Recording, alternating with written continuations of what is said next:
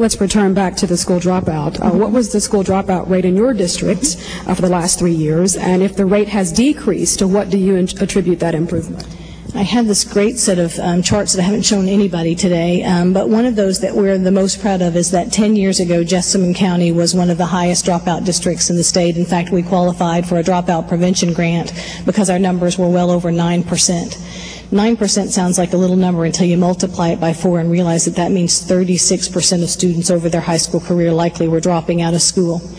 That number has now fallen to well below state average, and in fact to below 2%. And that has been thanks to a commitment on the part of school leaders, assistant principals in Jessamine County that it is not acceptable for any child to drop out for any reason, and that we have got to build a support system that's going to be effective for all students. We have done that by reducing out-of-school suspension rates so that kids are in school and learning every opportunity they have. We've done that by gradually, painstakingly improving student attendance so that we have learners that are in the schools every day learning what we want them to learn. And certainly the Providence School has been a big part of that. We've also really focused on early childhood education, and that's hard for impatient people like me to realize that the investment we're making in 3, 4, and 5-year-olds pays off at the end of the continuum, and that we must be able to do that. So comprehensive approach to meeting the needs of at-risk children and their families, and keeping them in our system till graduation is something that I would tell you our team is probably kind of cold chills excited about. Can you speak to your visions of how technology should be incorporated in the classroom, how you keep up with ever-changing technology?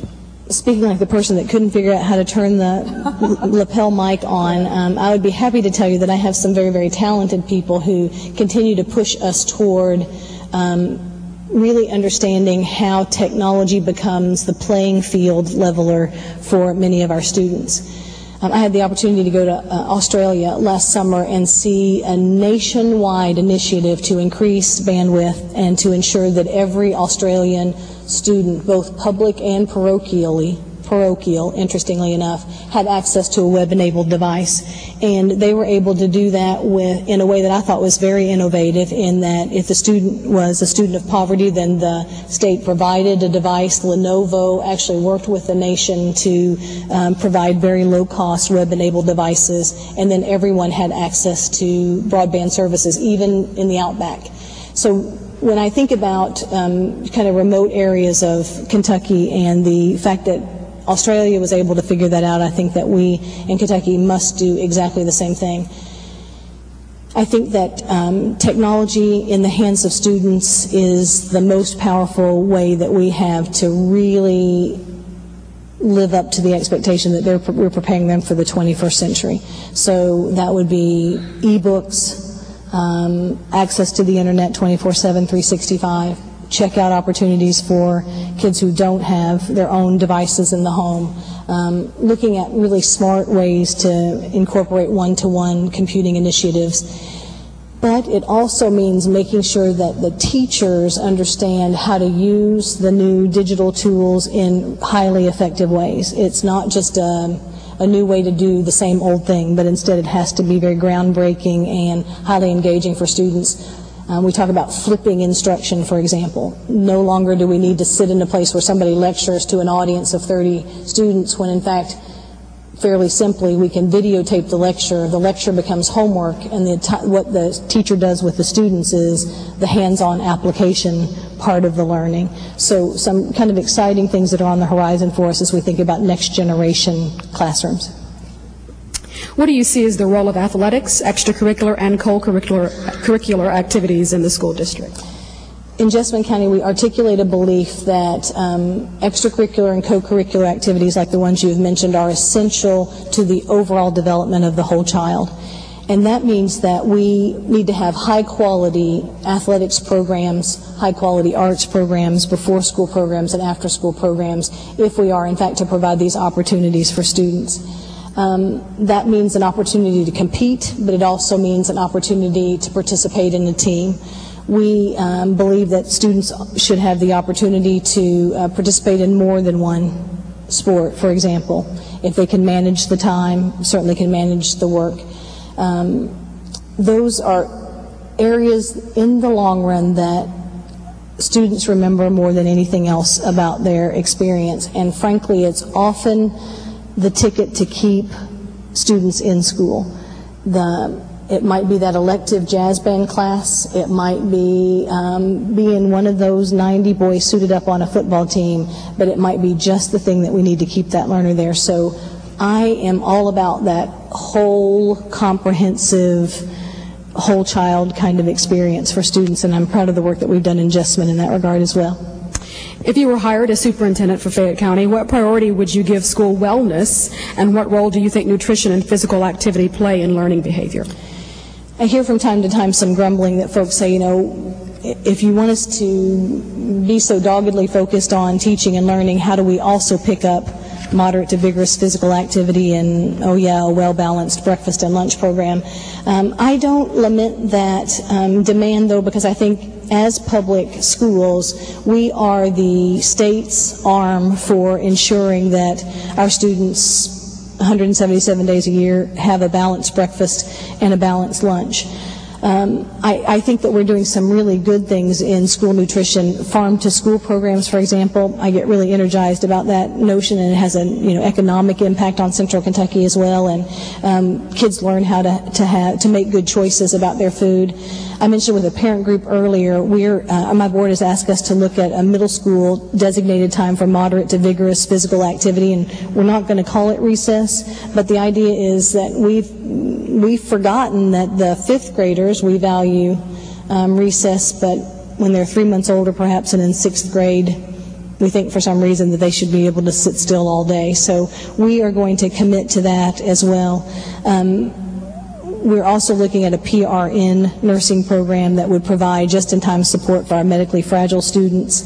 We have 48 students in Jessamine County who have some significant medical needs, and I would assume there are probably about 5 times that many in Fayette County. So being able to ensure that we have on-call medical support for students and to keep them in as safe an environment that they can, in which they can be during school, I think is incredibly important. So again, speaking to the whole child issue and the demands there, a focus on wellness is going to serve us in the future. And final question of the ones that were distilled down from the hundreds that were received. Sustainability, energy efficiency, and other green initiatives are taking center stage around the world in this age of rising costs and limited resources. Under your direction, how would Fayette County Public Schools respond to these issues, and how would you encourage the school district as a whole or on an individual basis to act accordingly?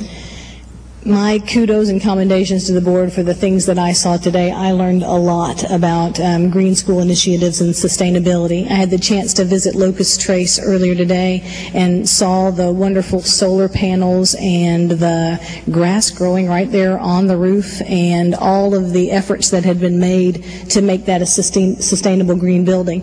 Then we went from there over to Wellington and saw the same thing, use of solar tubes in the rooms, the use of lighting, natural lighting for really good instructional and educational purposes in the building. So I think they're headed very powerfully in the right direction. I remind folks in Jessamine County all the time that every dollar we save on energy is a dollar that we can use on instructional programming in the district.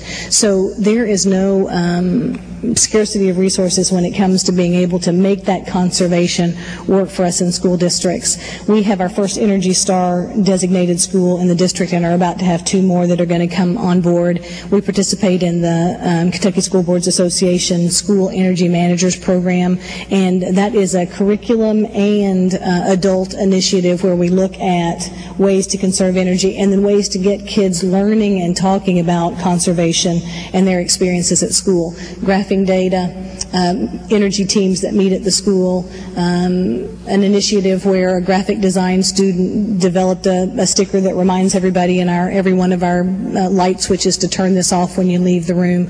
Competitions that are burgeoning among schools. I heard the Wellington principal talking smack with the assistant at Locust Trace today because they were going to make sure that their kids conserved more energy than the other kids, and they're all off the grid. So it was really exciting, and I love to see those kinds kinds of initiatives as real-world learning, for the good of the planet and for the good of our students and our schools. That's what school construction, that's the exciting side of school construction, when we can actually learn from the building.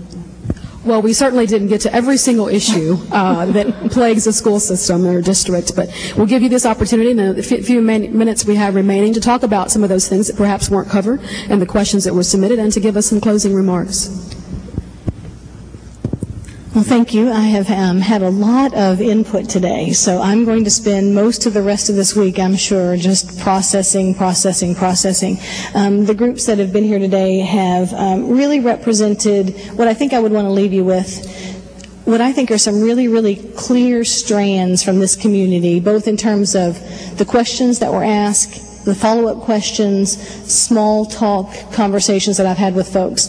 And I think those messages for Fayette County are that you remain a community with very high expectations for student learning, that you can do that while being both committed to the equitable assignment of resources, but with high expectations for every learner.